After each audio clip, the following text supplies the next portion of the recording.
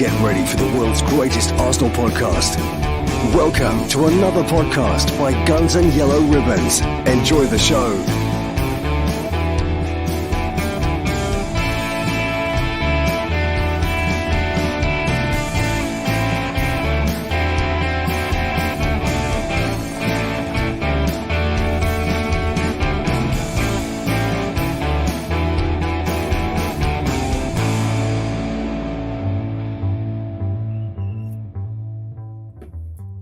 Hello, good evening. Welcome to another episode of Guns and Yellow Ribbons. My name is Fergus. I'm your host. I'm with my good sidekick Trev, and we got somebody new in the house. We've reached out to all our media and footballing fraternity and friends.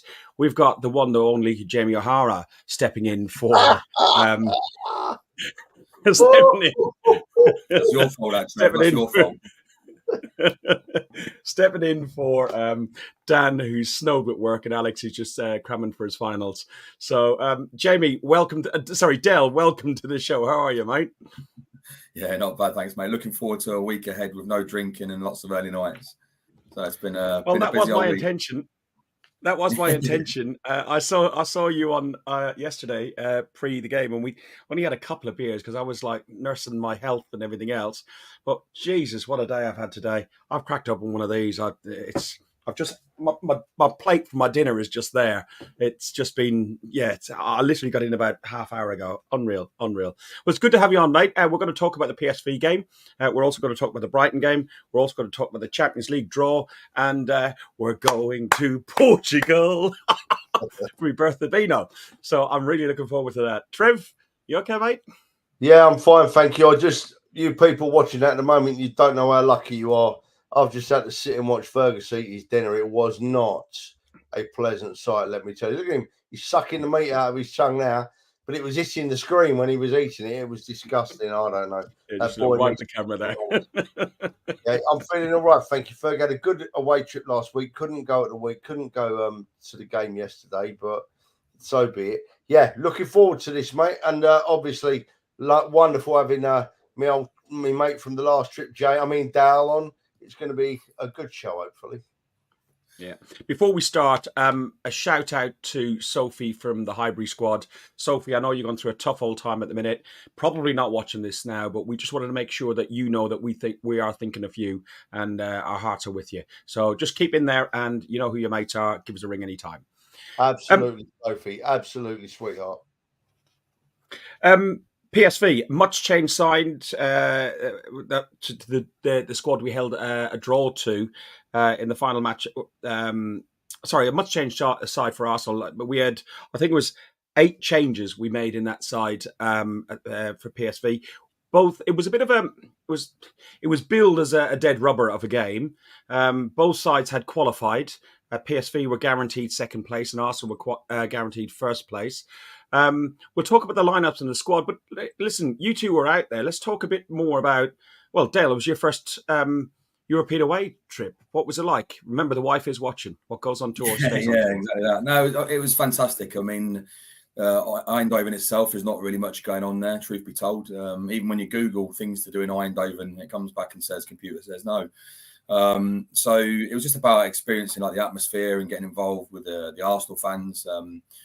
Trevor and I were there the day before, so obviously had a couple of drinks then, and then the day of the game went to there she is, look. And then the day of the game we went to the ground. There's a nice bar at the ground, fantastic bar at the ground, in fact, where you can sit outside, overlooking the pitch, few beers. It was just all in all fantastic, and again, big thanks to those that made it happen. I didn't think I'd be able to experience that, so greatly appreciate it. Trev, did he behave himself? Yeah, don't worry, Claire. I looked after him, sweetheart. I kept dragging him away from them ladies. It was hard, but I did it for you, my dear. I kept him on the straight and narrow. Now, it was a good trip. You know, it's always different when you've been to a place a year before. It's like same. But it was lovely having Dal with us. He looks after the old fella, and for that, he knows I thank him. And yeah, it was a good. Oh God, I forgot my bloody missus is watching as well. You know what I mean? Can't win here tonight. No, it was a good trip. I enjoyed having Dal along. It was lovely to have someone on their first European trip. We had a good time. The airport at Eindhoven, staying in the hotel at the airport is a great call. So Dal had an earlier flight with me, and I saw him. I could see him boarding the plane from my window, and he weren't moving very quickly. Let me tell you, he wasn't moving very quickly at all. So all in all, I think that was the ruptured Achilles, probably from climbing those stairs. Is that right, Dale? Yeah, something like that. But when we got to the airport, I'll never forget. Trev said, "That's our hotel," and I said, "Where?" And he said, "Just there." I said, "That's the airport." He's like, "No, that's the hotel." I was like, "You literally don't have to leave the terminal." And at the time, I remember thinking, we're miles away. It can't be round here. But I'll tell you what, that next morning when you can just roll out of bed, into the shower, into the terminal, makes a hell of a difference. It does indeed. Here's a picture. This ended up on football away days. They lifted the photo off, I don't know, Twitter or somewhere or another, with Dan, Trev, Dale, and who's the fourth guy in the picture? I was trying to figure it out. That's a guy called Tony. Well, he's my mate now as well, to be honest. Yeah, exactly. He's got a guy called Tony. He's one of the Peterborough Gooners. So he travelled out there. We managed to sort him a ticket out as well. So he used to go all the time, but through work commitments and various different bits and bobs, he hasn't been able to go for a while. So it was nice to meet him at the airport, actually, of all places. We met him at the airport, and he kind of stayed with us all the way through. So if you're watching, Tony, pleasure, my friend, and hopefully we'll see you again soon. Yeah, he's a decent bloke, folks. Huge bloke, 6'7", tall Tony he is now, to me. Tall Tony. We've got Vinnie Jones. We seem to know Vinnie a lot of Jones. He does look like Vinnie Jones, yeah. I was with Vinnie Jones. What's his name? What's your name again? I can't remember now, but yeah, it was all right. And you can see the away end just behind to see the little bit of shiny perspex. That's the away end right up in that the goals. And the Arsenal did make some noise. They made before the game, the pyros. It was an early kickoff, but I know it was an early start for many travelling over and in the bars early. They made some noise, didn't they, Trev? Yeah, the Arsenal fans did. The PSV fans, Fergus, were a lot quieter than last year. They were very quiet. There was hardly anything come from them most of the evening, which I was surprised about. But I suppose dead rubber's a dead rubber. But yeah, the Arsenal fans were brilliant. Proud of them. In the square before the game, there was lots of us there, and they were all well behaved. They were singing and they were loud, but they were well behaved. And in the great ground and after the game, they were the same, mate. Yeah, I was proud of them again, as we always are with the Arsenal. So just for clarification, you guys went straight into Eindhoven. You didn't go to Amsterdam then, no? Well, we landed at the airport and stayed in an hotel at the airport at Fergus. Okay, that makes a lot of sense because no. It makes a lot of sense because I've seen there must have been some bug or virus or something because we spoke to Dan on the podcast last week and he was in Amsterdam. Actually, I remember, Trev, you guys were in the airport bar when we done it. I just recalled. But Dan went out and he must have caught some sort of flu or something like that because he looked like absolutely crap in the morning, didn't he? He's going to kill me. In fairness, he was soon back on top form, in fairness. But yeah, the first day in Eindhoven, there weren't many. I'm sorry, I think my screen lagged then. Carry on, Trev. Right, the first day in Eindhoven was fairly quiet. I think a lot of the Arsenal fans did go to Amsterdam first and they arrived the following day. But it was still a good few hundred in Eindhoven. Did they all look like this, though, Dale? He is going to kill you there, mate. He's going to kill you there. And Dan, I've got to say... Don't worry, I've got much more.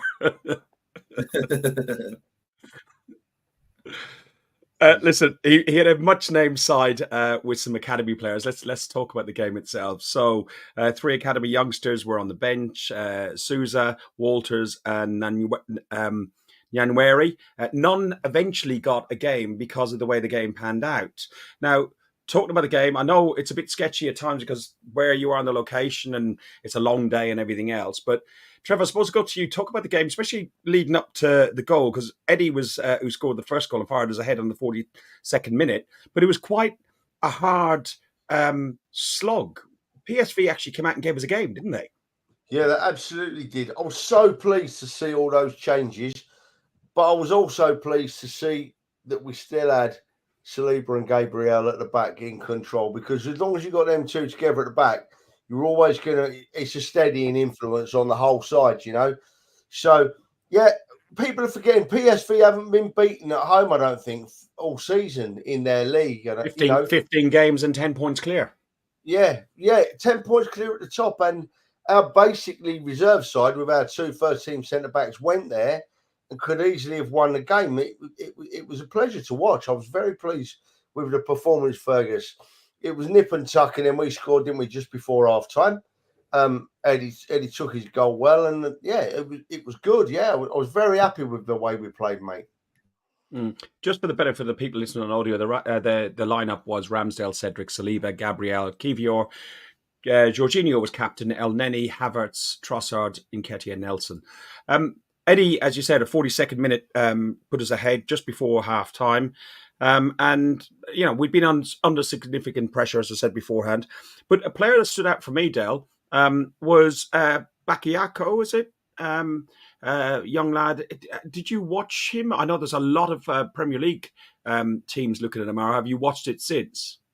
No, in all honesty, and my memory of the game is fairly fuzzy, so I'm not going to pretend I do. But just touching on what you said a moment ago, but if I can, going back to the Arsenal squad, I saw a lot of negativity on social media afterwards and before, saying, why is he not starting the kids? Why is he not starting this?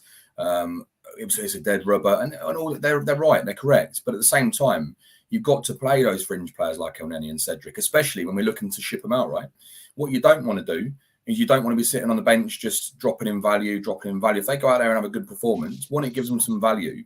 But two, you don't want to destroy the kids. If they go out there and lose heavily to PSV, their first European experience is going to be a significantly negative one.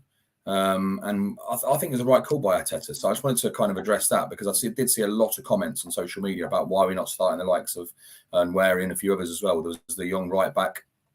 There was a lot of talk of him starting, but it didn't happen. So, yeah, I mean, I think that was there. But going back to the game itself, I'll be honest, I couldn't tell you too much about it, in all honesty. Yeah. PSV has that effect on people.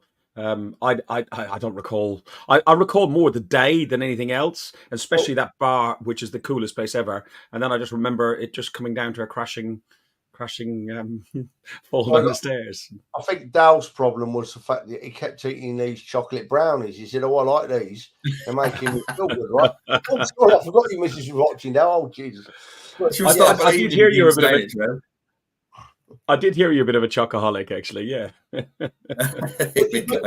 Don't listen to him, babe. Dal's exactly right, mate. You know, we had so many fringe players in. I know we had them young lads on the bench, but to bring them on for the last 5 or 10 minutes, I wouldn't have thought, no, that's fine. They've been and they've experienced the atmosphere. They're not going to come on. We had some great performances, you know. I mean, Ramsdale was adored by the fans in PSV. When he came over at the end, he was absolutely adored, you know. And I was talking to his dad before the game, and his dad said that he's still in love with our great club, Aaron. Still in love with our great club, and long may continue, you know. I thought Cedric played really well. Cedric had a really solid game. A lot of Arsenal fans have been on his back lightly, saying he'll never be good enough, he's not good enough. Well, the fact of the matter is, he plays for the Arsenal, Cedric, and he played really well the other night, and he gets my backing. Kivior, Jorginho, they played all right. El Neni, it was lovely to see El Neni back playing for the Arsenal. The El Neni song was going on the concourse, you know. It was wonderful. And then, of course, Nketiah and Havertz played. And then it was important that Nelson got plenty of game time, because if anyone drops out of that first team, it's Nelson that comes in, you know. So it was important that Nelson got some game time. So all in all, Ferg, really happy with the team and the performance, mate. You just reminded me. I was quickly trying to look for it. We have video footage of you hosting the our in the centre of the circle in the El Neni song in the square in Eindhoven. Oh, you are joking. I've got a video somewhere. Listen, I've got a couple of videos of you that would be really embarrassing, but we're good friends. I wouldn't do that. I wouldn't show pictures of somebody, like, you know, making a disgrace of themselves in any way, would I? Never. Absolutely never. Look, this point is really, really important, and it's absolutely nailed it. BX Gunner absolutely nailed it. Ramsdale smile in the team photo was infectious. And I'm not going to go on about it because we've done it to death, the goalkeeper thing. But I'm sure that Ramsdale has that effect on the players and the fans. And it was lovely to see him back in the side. We will talk Raya. We will talk Ramsdale probably in the next game, in the Brighton game. But look, into the second half, it was 1-1. PSV earned a deserved point with, is it Vertisem? Vertisem. A PSV player got the equaliser on the 50th minute. We made a triple substitution with White, Odegaard and Rice going off for Cedric Saliba. Coming on for Cedric Saliba and El Neni. El Neni had pulled his hamstring, I think. The guy is nearing the end of his career, but I think he has a lot to add to the squad and a lot to add to the dressing room as well, which is why he's been held around. I know some people who've met him. I think he lives up Barnet sort of way, and his boy goes to football, just like normal kids' football, like you bring your boy to Dale, and he just turns up at this place. He's got a tracksuit on. He just hides underneath his tracksuit, stands there. Few people know him, and he says hello, and he's meant to be such a nice man. So yeah, I'm really pleased for him to be involved in the team and involved with the squad. How long is he with our team by now? Do you know? It's got to be 8 years, hasn't it? Oh, wouldn't have a clue, mate. Get on a bit of Google there first, Dale. A much better performance once we brought on those substitutions. And I know, Dale, you mentioned as well about people begging for the young blood to get in their Champions League debut and everything else. But when it was important after losing in our previous game against Villa away, in a game that we should have probably took at least a point from, that we went back to winning ways and not conceding and starting that sort of feeling of losing 2 games in a trot. It was important to have those better players on. And I suppose that's why Arteta didn't bring on the young players. Did you feel that was the right thing to do then, bringing on the more well-rounded players? Dale? Sorry, I think my internet just went there. Can you repeat the last bit again? Sorry. Just following on from where you said it, people who were criticising Arteta and criticising why we didn't start the young players. And then when the substitutions were made at the 62nd minute, where people were expecting maybe them to come on, at that point we're at a 1-1 situation with PSV. We brought on White, Odegaard and Rice. Even I was questioning why we're playing maybe Odegaard, who had been injured recently, and Rice. I was a little bit nervous about it. We took off Cedric Saliba and El Neni. But do you think it was right at that point with that game to make sure we didn't lose? Exactly that. I think it's exactly that. On the back of that Villa game, it's all about momentum, right? And regaining momentum. And we'll go on to the Brighton game in a minute. And I think that showed. It wasn't necessarily about winning. It was about not losing.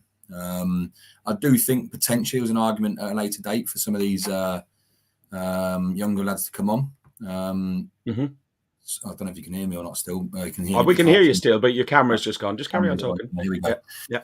Sorry, I've got a new laptop.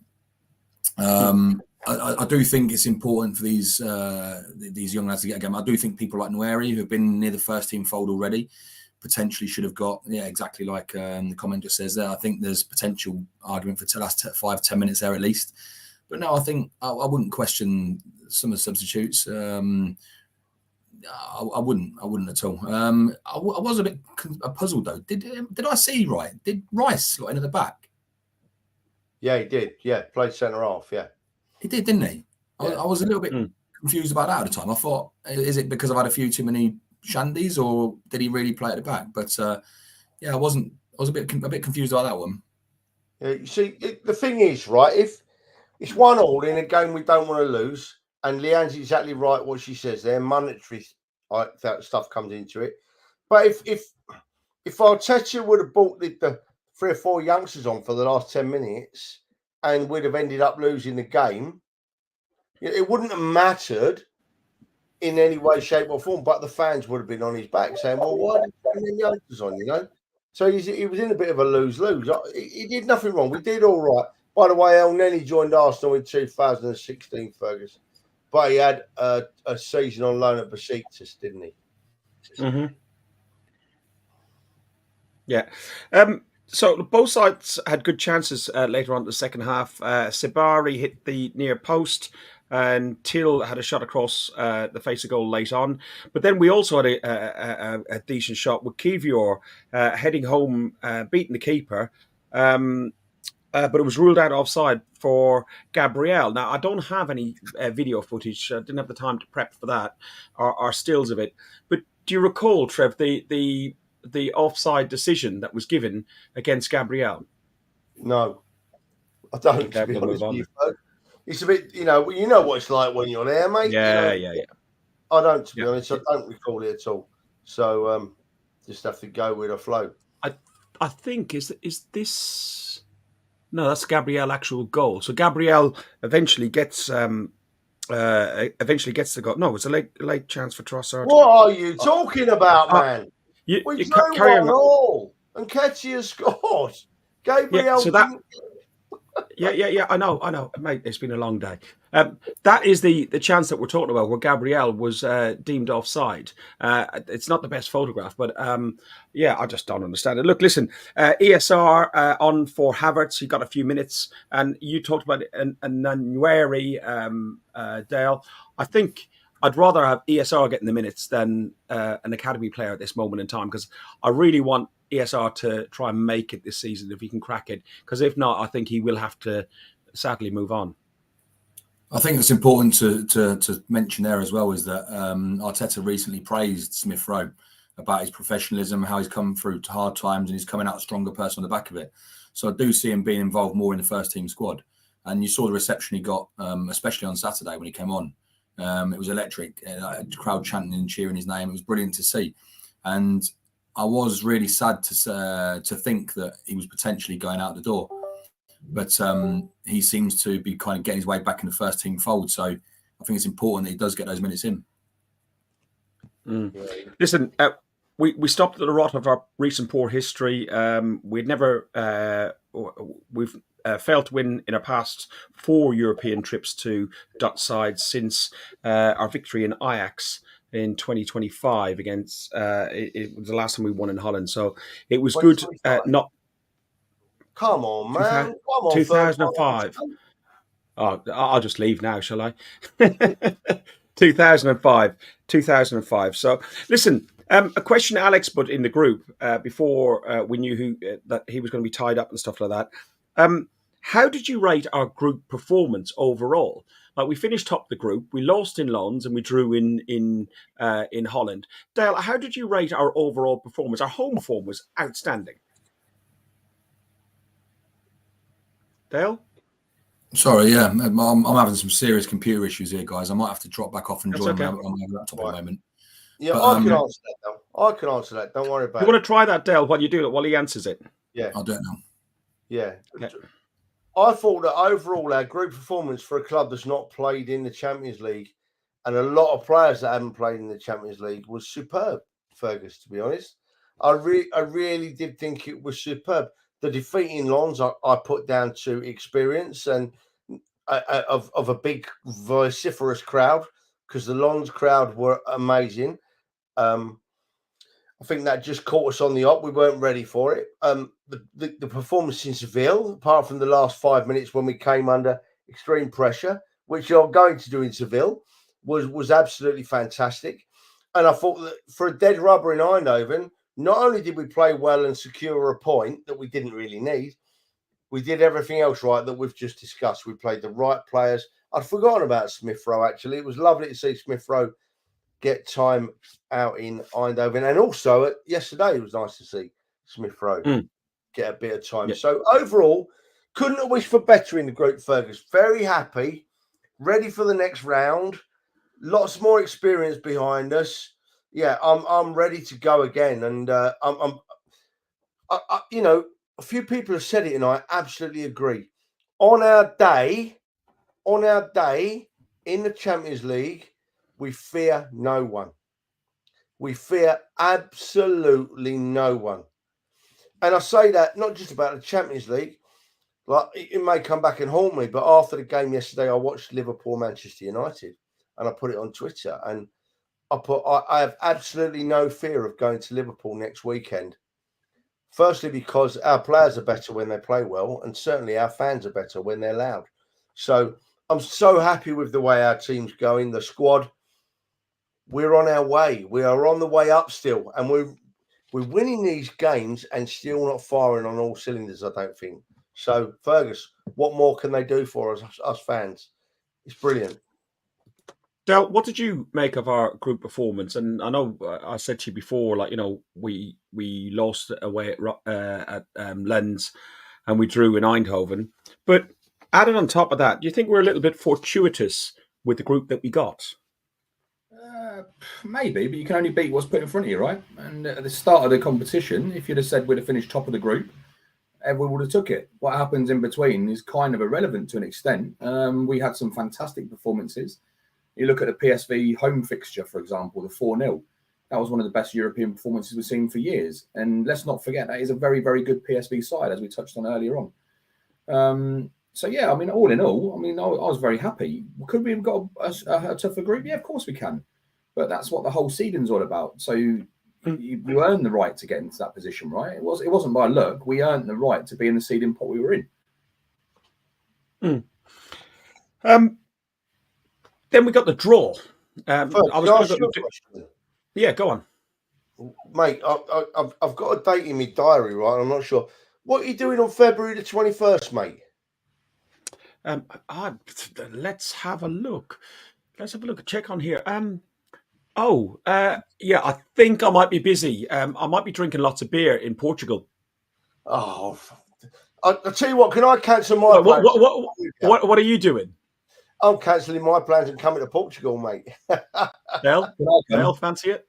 Yeah, can I come? Yeah, you're in. Only if Claire will allow you. Yeah, Claire, can you come? I promise you I'll look after him again. I'll drag him away from them ladies again. I had to headlock him last time. Come with me. Let's not cross any lines here, because Donna knows it was me who was looking after you, Trev. In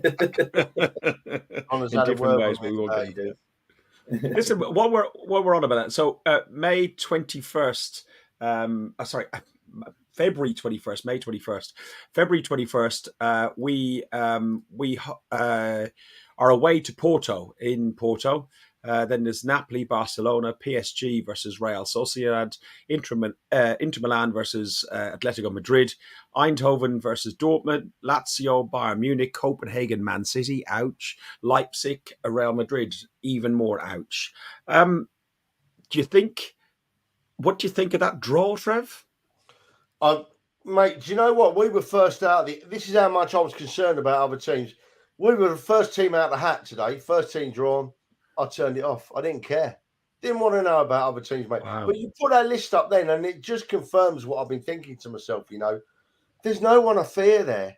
I would have feared Manchester City maybe up until a few months ago, but they're not the same side they were.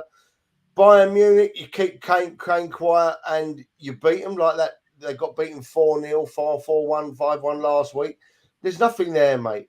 There's nothing there that we cannot beat. PSG have been trying to buy the Champions League for years. They've always failed. I'm fine. I'm absolutely fine with our draw, and I'm absolutely fine with that competition. Dale, are you as confident and happy with the draw? 100%. As I've said it to both you guys in the last week. You look at that competition, and who can we not beat over two legs? Everybody. There's not a single team in that competition I do not think over two legs we can beat, which leaves it to the final. And if we get to the final, I'll be absolutely buzzing. Doesn't matter who we get. But when you look at the group stage, the last 16 draw there, it does throw up some rather tasty quarterfinal draws potentially as well. So I'm just loving the experience and loving being on this journey with you guys as well. So thank you very much. But no, why not? Why not? As Lyle says, with the Arsenal, we fear no one, right? Yeah, exactly. That is true. Sorry, I just picked up on James's comment on there, so I'm just sending them some details. It's so rude. He's meant to be talking to everybody, and he's on his phone now. I'm with you tonight, Ferg. I am. I'm multitasking. Last time we played in Portugal, right? We played in Lisbon, and Lyle there get the table in Porto, but when we had a table outside in Lisbon, and Lyle and myself and one of my older friends, Dave, and a few of the lads, and We had the most amazing afternoon drinking. By God, we got drunk. But what an afternoon we had drinking in Portugal's amazing, fantastic. Hang on a minute, you've got a fan here. Dal, look. Oh, James, don't you start. I've had it all week. So we're not going to have huge warm temperatures, about 15 degrees, and it could be rainy. So it's probably going to be similar-ish to English weather, I would have thought, in northern Portugal. But listen, as long as our insides are cold, our outsides and wet, our outsides can be wet and cold. It doesn't matter, does it? So I'm looking forward to it. It's around my birthday, so I was considering doing Burnley away for my birthday Beano, but I think I'll go bit further south this time rather than Burnley, and head off to beautiful Porto.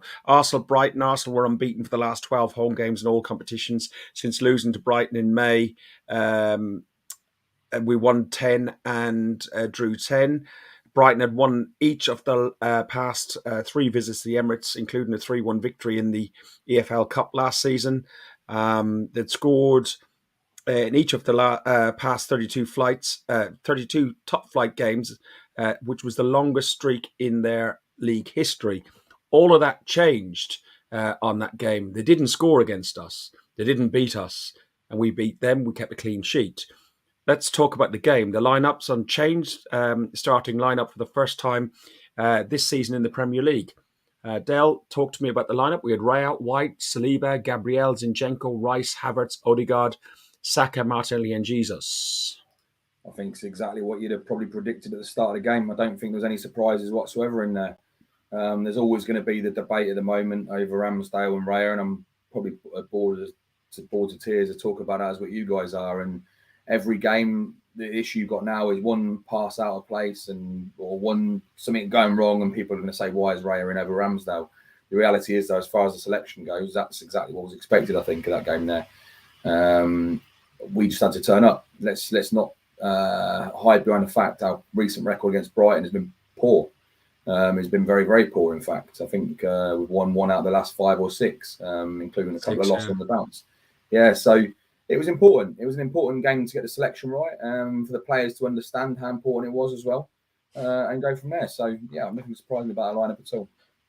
Yeah, Martinelli had featured again after being ill with an illness that went around the camp. There was rumours that Rice probably wouldn't have made the game as well. There was a few rumours flying around about a few players because of this illness that had gone through the camp.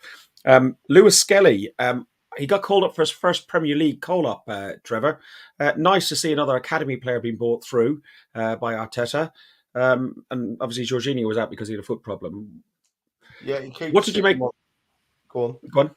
No, I was going to say, what did you make of the lineup in the first half performance? Because we did bang and bang on the door, but got nowhere, did we? He keeps sitting these young boys on the bench, doesn't he? Which is going to do them no harm at all, no harm whatsoever. They're not just sitting on the bench as well. They run up the sideline and feel the atmosphere and do a bit of a warm up, and they're involved. They're not heavily involved, but they're there, and it's part of their education into the first team, isn't it? So I love to see them on the bench. Some of the young lads. I think that it was a fine performance from the Arsenal Football Club. Apart from putting the ball in the net, we did everything right. We until they had that chance at the end where they nearly made it 1-1, we were just all over them, and it was a great game. It was exciting to watch, and it was a pleasure to watch. We flowed really well. The goal was too long in coming, but I thought that Odegaard normally would have buried a chance or two. He had a couple of goes, and apart from that, mate, there's nothing bad that I saw about the game. Nothing bad about the game at all. No, I have to agree. I had the really lucky opportunity to bring my grandson to the game. My grandson turns 15 in January, so he's of that age. You talk about players experiencing the atmosphere in the crowd, like these young academy players and everything else. But young Joseph, this is me and him outside the Woodbine, or just near the Woodbine. He was there. He was able to say, "Oh, Grandad, you can understand the pace, the physicality of the players, like the impact when a player's tackling into somebody else." And he plays as a goalkeeper in football, and he was just astounded, even though he's been a few times before. He's at getting that age where he can realise it. He was astounded by just how quick the reactions of the keepers have to be. And he watched Raya for most of the first half because all the action was down the other end. I saw a comment flash up there about the referee, Dale. What did you make of the referee's performance? So Nobby said there, Arteta gets booked. There were several very, very heavy tackles, particularly on Saka. And the yellow card was a Mitoma got was purely, I think, from my opinion, due to crowd pressure. Yeah, and then 100%. Subsequently, Arteta gets yellow carded for waving the imaginary yellow card onto the ref. No, he wasn't waving the yellow card. He was waving at Martinelli. I don't know if you saw his interview. He was waving at Martinelli. He wasn't waving at the referee. So, but I think Nobby hit the nail on the head. The referee. I mean, it's easy to say the referee was poor when you lose, right, or when you drop points. But when you win so convincingly, I think it's also to highlight. It's also important to highlight if the ref has a good or a bad game. And the reality is the ref was extremely poor. There was 3 or 4 challenges in the first 20 minutes that could have warranted yellow cards straight away. As you say, Saka got nailed, and the guys I sit around in the North Bank, I was saying to him, I said, it's only a matter of time. If people don't clamp down on these challenges on the likes of Saka, he's going to get a serious injury. Now, I really pray to God that doesn't happen. But the ref, when they get no protection from the referees and letting these challenges ride, it's Desgracia. Make it out what you will. I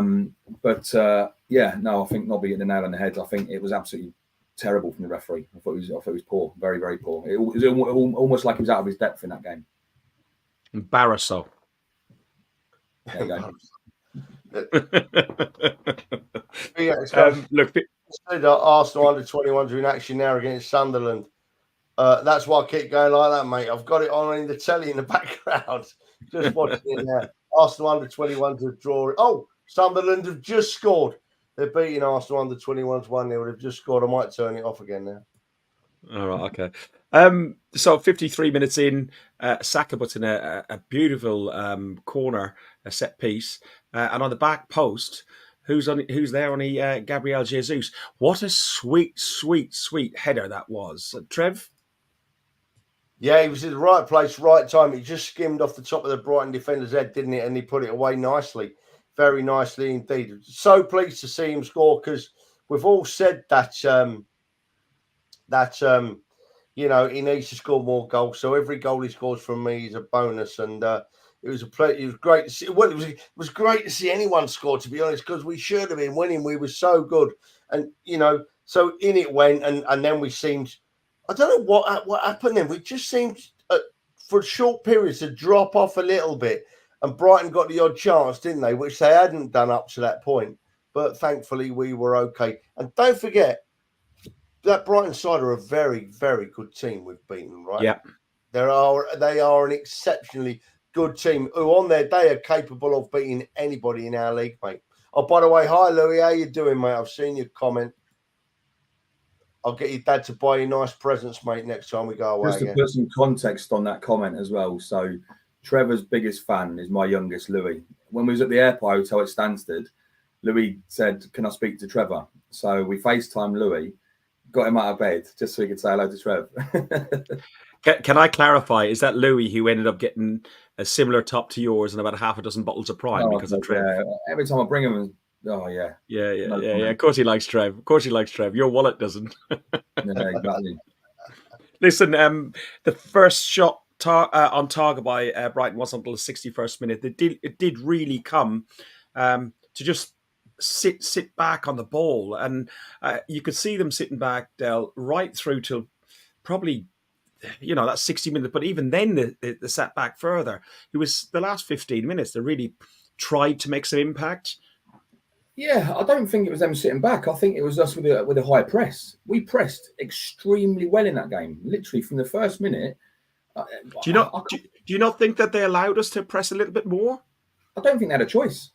I think literally for the majority of that first half, especially, every time they had the ball, there was someone within 5, 6, 7 yards of them, and they were right on their heels every single time. So when you look at, sorry, Dale, carry on, mate. You're right though. Carry on. I was going to say, when you look at that Brighton team, they're not used to being bullied like that, if you will. They're used to be allowed to play football, and we didn't allow them to. And I think it was only around the 60th minute, as you say, we kind of sat back then and thought, actually, this game might be won here already. And I think I wouldn't say we slacked off, but we didn't press as much. And that's when they were allowed to come at us. And I think that was the key difference. And the difference wasn't with them. The difference was with an our game. We pressed them high at the pitch early doors, and we kind of slowed that down as the game commenced. And that's when I think they were allowed to get forward a bit. But even still, I didn't feel at any point that we were in danger of losing that game. I really didn't. Just noticed this. We've got a few people watching. Probably about 50% of the people watching are on YouTube. If you are watching us on Facebook or you're watching us on Twitter, because there's quite a few watching on Trev's Twitter, we'd really love if you went over to our YouTube channel and click the like and subscribe button. We're nearly at 1,000 subscribers. As I've said before, we do this for the fun and because we enjoy ourselves and we enjoy each other's company and we enjoy your company in the chat. But it just helps us, makes us feel a little bit better if you go over and subscribe.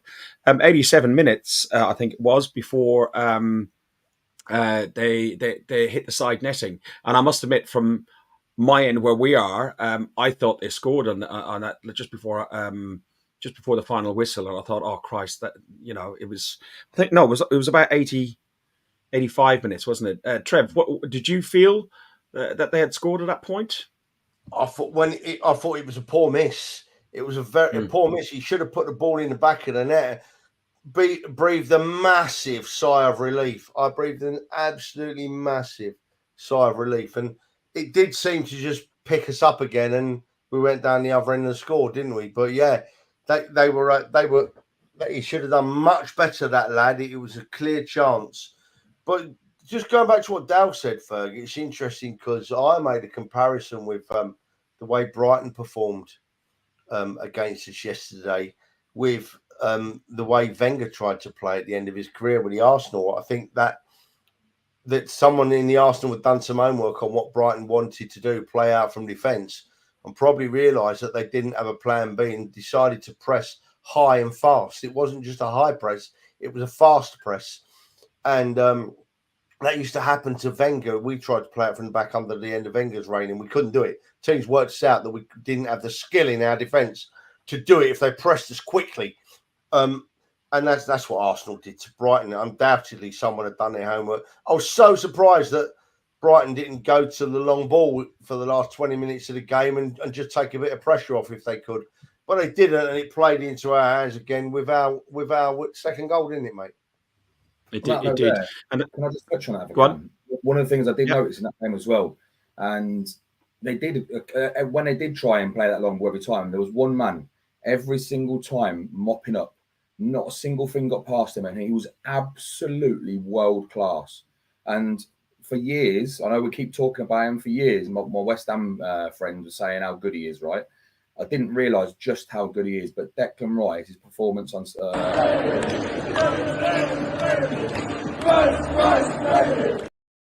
he does that now. He's rude.